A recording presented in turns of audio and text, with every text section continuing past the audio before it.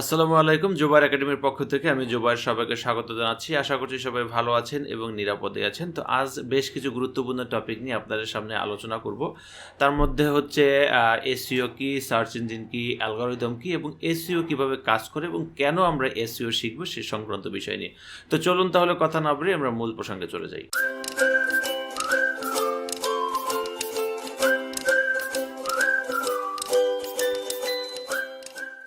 তো ফিরে এলাম লোগোর পরে।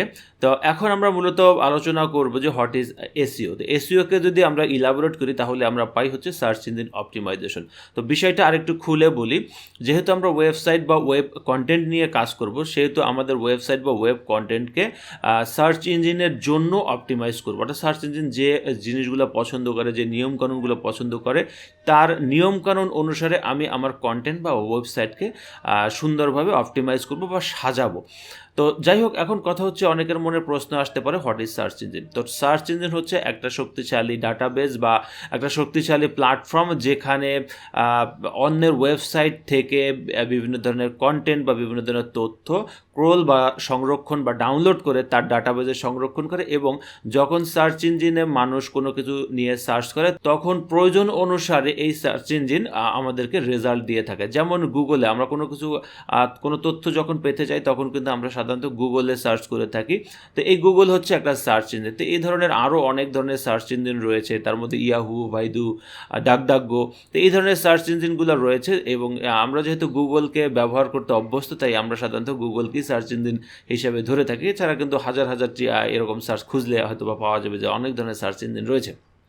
তো যাই হোক, এখন কথা হচ্ছে যে এই তো গেল সার্চ ইঞ্জিনের বিষয়। আপাতত আমরা বেসিক ধারণাগুলো দিচ্ছি, আস্তে আস্তে আমরা প্রতিটা বিষয়ের মধ্যে ডেপথে ঢুকে যাব। এখন কথা হচ্ছে অ্যালগরিদমটা কি। অ্যালগরিদম হচ্ছে একটা প্রসেস, অর্থাৎ যে নিয়মকানুনের মাধ্যমে, যে পদ্ধতিগুলো অনুসরণ করে কোনো সার্চ ইঞ্জিন অন্যের মাধ্যমে কোনো ডাটা সংরক্ষণ করে ভোক্তার কাছে পৌঁছে দেয়, সেই মাধ্যমটাকে আমরা আসলে অ্যালগরিদম বলি। অর্থাৎ কিছু নিয়মকানুন এবং পদ্ধতিগত দিকগুলোকে আমরা একসাথে অ্যালগরিদম বলি, যদিও আমরা অ্যালগরিদম নিয়ে সামনে আরও বিস্তারিত জানব। তো এবার চলুন আমরা আরও বিস্তারিত জেনে নিই সার্চ ইঞ্জিন সম্পর্কে, বা সার্চ ইঞ্জিন কীভাবে কাজ করে আমরা সেই সম্পর্কে একটু বিস্তারিত জেনে নিই। চলুন তাহলে আমরা সরাসরি স্ক্রিনে চলে যাই। তো এবার আমরা চলে এলাম আমাদের স্ক্রিনে। তো স্ক্রিনে আমরা যদি কখনো আমি কোনো তথ্য নিয়ে সার্চ করি, যেমন আমার এখন জানতে ইচ্ছা করলো যে হোয়াট ইজ এসইও, তো আমি এখন যদি এভাবে সার্চ করি গুগলে হোয়াট ইজ এসইও, তাহলে দেখেন গুগল কিন্তু আমাদের অনেক ধরনের তথ্যগুলো আমাদের সামনে নিয়ে আসছে। তো এখন কতগুলো তথ্য আমাদের সামনে নিয়ে আসছে আমরা একটু খেয়াল করি। 0.59 সেকেন্ড, তার মানে সেকেন্ডেরও কম সময়ের ভিতরে আমরা কতগুলো রেজাল্ট পেলাম। এখানে একটু দেখার চেষ্টা করুন যে একক, দশক, শতক, সহস্র, অযুত, লক্ষ, নিযুত, কোটি, তারপরে হচ্ছে 50, এখানে হলো 59 কোটি, 59,60,00,000 মতো রেজাল্ট আমাকে দিচ্ছে 0.59 সেকেন্ডের মধ্যে। এখন কথা হচ্ছে যে এখানে যে তথ্যগুলো আসে যে 59 কোটির রেজাল্ট, তো এই 59 কোটির রেজাল্ট তো আর সব একই পেজে আনা সম্ভব না। তো সেই জন্য হচ্ছে গুগলের বা সার্চ ইঞ্জিনের যে সিস্টেমটা, মানে এই বিশেষ করে গুগলের যে সিস্টেমটা, সেখানে দেখেন প্রতিটা পেজে আলাদা আলাদা করে রেজাল্টগুলো দিচ্ছে। অর্থাৎ প্রথম পেজে 10টা দিচ্ছে, পরের পেজে আরও 10টা দিচ্ছে, তারপরের পেজে আরও 10টা দিচ্ছে, এইভাবে করে প্রতি পেজে 10টা করে সামনে করে রেজাল্ট দিতে দিতে প্রায় 59 কোটি রেজাল্ট কিন্তু সার্চ ইঞ্জিনের বিভিন্ন জায়গাগুলোতে শো করতেছে। এখন আমাদের মনে একটা জিনিস প্রশ্ন আসতে পারে যে এখানে যে রেজাল্টগুলো দিচ্ছে, তো রেজাল্টগুলোর মধ্যে যে 59 কোটি রেজাল্ট যেহেতু আমাদের এখানে শো করতেছে, তার মানে একদম শেষের দিকে যে রেজাল্টটা আছে সেটা হলো 59 নম্বর পজিশন, মানে 59 কোটি নম্বর পজিশন, আর এটা হচ্ছে 1 নম্বর পজিশন, তাই না? এখন এই 1 নম্বর পজিশনে যে ব্যক্তিটা আছে এবং 59 পজিশনে যে ব্যক্তিটা, দুইটা কিন্তু 2 পজিশনে, কিন্তু এখন কথা হচ্ছে যে 59 কোটি নম্বর যে পজিশনে আছে সে কেন 1 নম্বরে নয়, এবং 1 নম্বরে যে ব্যক্তিটা আছে সে ব্যক্তিটা কেন 59 কোটি নম্বর পজিশনে নেই? প্রশ্ন কিন্তু একটা বড় প্রশ্ন। এখন এখানে আমি সংক্ষেপে যে উত্তরটা দিচ্ছি বা সাধারণভাবে যে উত্তরটা দিচ্ছি, যে এই ব্যক্তিটা যে 1 নম্বর পজিশনে আছে সেই ব্যক্তিটা হচ্ছে সার্চ ইঞ্জিনের কাছে বা গুগলের কাছে সবচেয়ে প্রিয় ব্যক্তি বা প্রিয় ওয়েবসাইট।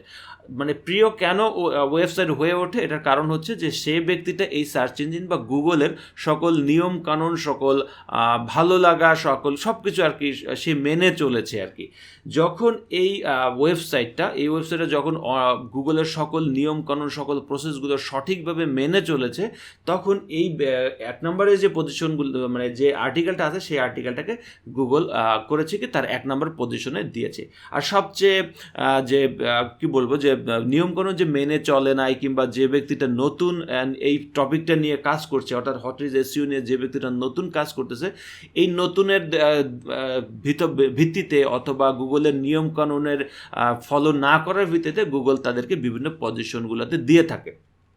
তো অর্থাৎ প্রথম দিকে যে রেজাল্ট বা প্রথম সারিতে যে রেজাল্টগুলো আসবে, সেই রেজাল্টগুলো হচ্ছে গুগলের প্রিয় ব্যক্তি, অর্থাৎ গুগলের নিয়মকানুনগুলো সে সঠিকভাবে মেনে চলেছে। তো একইভাবে যদি অন্য ব্যক্তিরাও ঠিক একইভাবে গুগলের নিয়মকানুনগুলো মেনে চলে, সেও হয়তোবা প্রথম দিকের এই রেজাল্টগুলোতে দখল করবে। যে আজকে হয়তো 59 কোটি নম্বর পজিশনে আছে, সে হয়তোবা কালকে 1 নম্বর পজিশনেও চলে আসতে পারে। মূলত আমরা এসইও শিখব এই যে 59 কোটি নম্বর রেজাল্টে যে ব্যক্তিরা আছে, সেই ব্যক্তিটাকে আমরা মূলত 1 নম্বর পজিশনগুলো বা গুগলের 1 থেকে 10 নম্বর পজিশনে আনার জন্যই আমরা সাধারণত এসইও শিখব। This is the search engine optimisation, অর্থাৎ সার্চ ইঞ্জিনের জন্য অপটিমাইজ করব। এখন এই যে আমাদের নতুন রেজাল্ট বলেন বা নতুন ওয়েবসাইট বলেন, এই কন্টেন্টগুলোকে যখন আমরা 1 নম্বরে আনতে হলে আমাদেরকে অবশ্যই বেশ কিছু পদ্ধতি আমাদের অনুসরণ করতে হবে, এই নিয়মকানুনগুলো অনুসরণ করব। তো আমরা ধীরে ধীরে এই নিয়মকানুন বা এই পদ্ধতিগুলো আমরা আপনাদের সাথে শেয়ার করার চেষ্টা করব। তো এখন কথা হচ্ছে যে এই 1 থেকে 10 নম্বর পজিশনগুলোতে আসলে কী লাভ।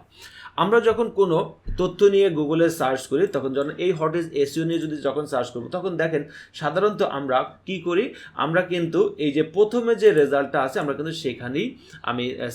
সেখানেই আমরা যাই।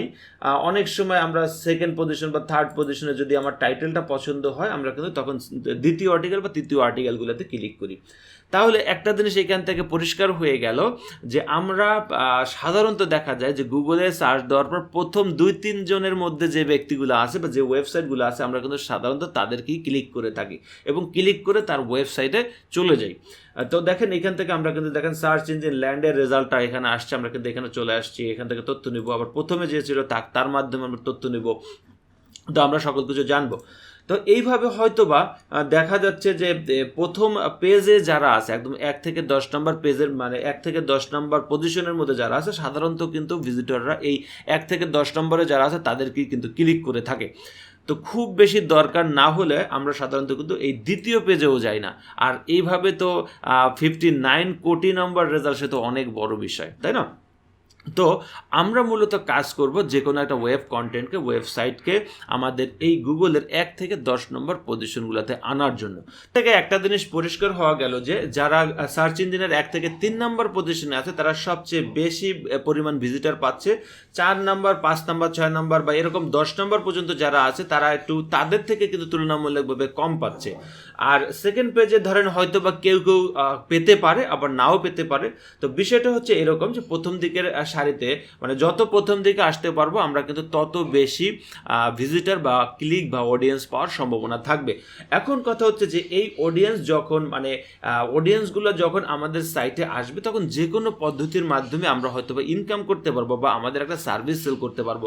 ধরেন এখানে যে ওয়েবসাইট হোয়াট ইজ এসইও লিখে কোনো এই ব্যক্তিটা এই আর্টিকেলটা দিয়েছে, আবার এখানে দেখেন এই সার্চ ইঞ্জিন ল্যান্ড, সেও কিন্তু হোয়াট ইজ এসইও নিয়ে এখানে কিন্তু ইয়াগুলো দিয়েছে আর কি, মানে একটা আর্টিকেল লিখেছে। কিন্তু আর্টিকেল লেখার পরও সে এখান থেকে আমাকে সার্ভিস দেওয়ার কথা বলে আমাকে ডেকে আনছে, কিন্তু হয়তোবা তার ইন্টারনাল অন্য কোনো উদ্দেশ্য এখানে রয়েছে। যেমন দেখেন এখানে ডান পাশে একটা গুগল অ্যাডসেন্সের অ্যাড ইউজ করেছে, হয়তোবা এমনও হতে পারে তার কোনো সার্ভিস বা তার যে কোনো কিছু সে এখানে সেল করতে চাচ্ছে। তো এখানে যদিও এটা সেলের জন্য এই আর্টিকেলটা করা না, এখানে মূলত অ্যাডসেন্সের অ্যাড বসিয়ে এখান থেকে আর্ন করাটাই মূল উদ্দেশ্য। হয়তোবা তার অন্য কোনো বিজনেস বা বিজনেসকেও এভাবে প্রমোট করতে পারে। ঠিক একইভাবে আমাদের যদি কোনো বিজনেস থাকে বা আমরা যদি চাই অনলাইন কোনো প্ল্যাটফর্মে ইনকাম করবো, সেখান থেকে কিন্তু আপনার খুব সহজেই আপনার গুগলে বা সার্চ ইঞ্জিনের র্যাঙ্ক করিয়ে থেকে ভিজিটর ড্রাইভ করে আপনি আপনার ইচ্ছা মতো কাজগুলো করে নিতে পারবেন। তো তো এই ছিল মূলত আমাদের সার্চ ইঞ্জিন অপটিমাইজেশন নিয়ে আজকের এপিসোড। আমরা প্রতিটা বিষয় আস্তে আস্তে করে জানবো এবং প্রতিটা বিষয় আমরা চেষ্টা করব সবকিছু পরিষ্কারভাবে দেখানোর জন্য। আমাদের এই ভিডিওটা কেমন লাগলো অবশ্যই কমেন্ট করে জানাবেন। আর যদি আপনি এই চ্যানেলে নতুন হয়ে থাকেন অবশ্যই চ্যানেলটা সাবস্ক্রাইব করুন, আর সেই সাথে পাশে যে বেল আইকনটা রয়েছে সেখানে ক্লিক করে দেন, যাতে করে আমাদের এই ভিডিওগুলো খুব সহজে পেয়ে থাকেন। তো আপনাদের রেসপন্স খুবভাবে আশা করছি এই 2021 সালে, এবং আপনাদের রেসপন্সের ভিত্তিতেই আমাদের টিউটোরিয়ালগুলো আরও হয়তো বা তথ্যবহুল হবে বলে আমি আশাবাদী। তো আজকের মতো এই পর্যন্তই। তো সবাই ভালো থাকেন, সুস্থ থাকেন, আবারও দেখা হবে নতুন কোনো এপিসোড নিয়ে। আল্লাহ হাফেজ।